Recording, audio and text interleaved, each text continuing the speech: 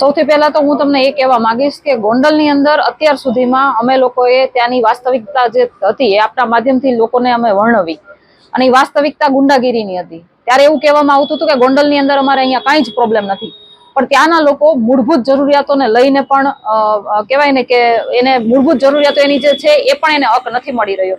હું તમને આજે ગોંડલ નગરપાલિકાની અંદર 11 વોર્ડ છે, 11 વોર્ડની અંદર કચરાની શું પરિસ્થિતિ છે ને આપના માધ્યમથી હું લોકોને સમક્ષ બતાવવા માંગુ છું.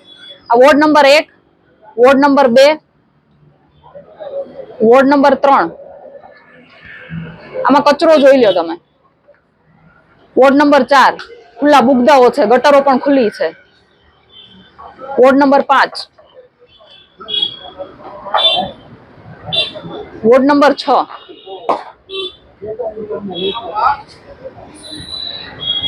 Ward number 7.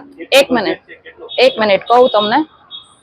આ વોર્ડ નંબર 8 ની હાલત તમે જુઓ, કચરાના ઢેર પડ્યા છે અને ગાયો ત્યાં એમાંથી કચરો ખાઈ રહી છે. કેટલું નુકસાન છે ગાયોના પણ, લોકોને તો છે જ, પશુઓને પણ કેટલું નુકસાન છે પણ જુઓ. વોર્ડ નંબર 9, વોર્ડ નંબર 10 અને વોર્ડ નંબર 11. 25-26 ની અંદાજિત રકમ બતાવી છે, 190 કરોડ રૂપિયા. છતાંય ગોંડલની જે પરિસ્થિતિ છે, જેની વાસ્તવિકતા છે એ આની અંદર દેખાય છે. લોકો એની મૂળભૂત જરૂરિયાતો માટે પણ વલખા મારી રહ્યા છે, અને નગરપાલિકાના જે અધિકારીઓ છે એને વારે વારે લોકો દ્વારા, અમારા દ્વારા કેટલી બધી રજૂઆતો કરવામાં આવે છે, પણ એ આંખ આડા કાન કરતા હોય એવી રીતેનું વર્તન છે એનું.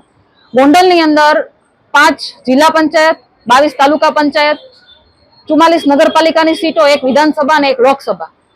આ તમામે તમામ ઉપર ભારતીય જનતા પાર્ટીના પ્રતિનિધિઓ છે, અને છતાં પણ એ તમામના કહેવાય ને કે ભારતીય જનતા પાર્ટીની જે વિચારધારા છે, જે સનાતની હિન્દુ ધર્મની વિચારધારા છે ને, એ હિન્દુ ધર્મમાં આપણે પણ આવીએ છીએ. આપણે ગાય માતાને માતાનો દરજ્જો દીધો છે, એની પૂજા કરીએ છીએ, પરંતુ ગાયોની હાલત પણ અહીંયા કેવી છે એ તમે જોઈ લો.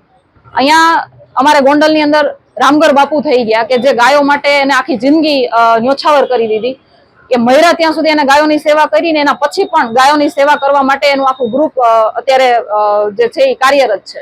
પરંતુ ગોંડલની અંદર ત્યાંના જે નેતાઓ છે, ત્યાંના જે અધિકારીઓ છે, એ બધાની સાઠગાંઠથી, એના ભ્રષ્ટાચારથી ગાયોની પણ ત્યાં ખરાબ હાલત છે. તો લોકોની કેવી હાલત હશે એ તમે જોતા હશો.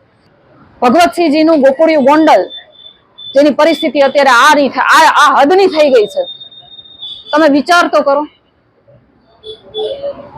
25 નો આજે છેલ્લો દિવસ છે ને આ મારું રિપોર્ટ કાર્ડ છે ગોંડલની અંદરનું કચરાનું ખાલી. આવા તો ઘણા બધા ભ્રષ્ટાચારો છે, રોડ રસ્તાના અપાર ભ્રષ્ટાચારો છે.